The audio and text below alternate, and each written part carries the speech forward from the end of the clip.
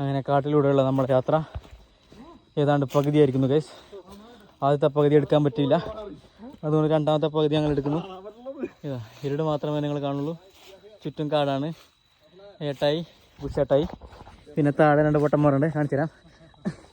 അയ്യോ, പറ്റുമെങ്കിൽ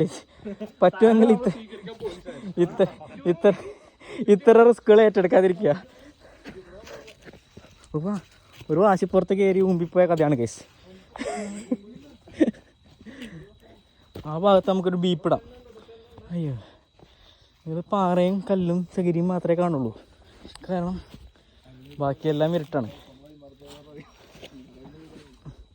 അയ്യോ, ഒരു പന്തൽ പണിക്കാനൊക്കെ കിട്ടിയിരുന്നെങ്കിൽ ഒരു ട്യൂബ് കിട്ടി ഇറങ്ങായിരുന്നു.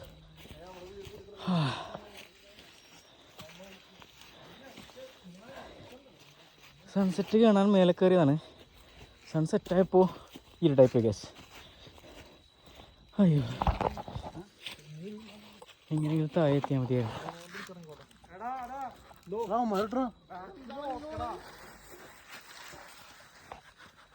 ഓടിവാടാ.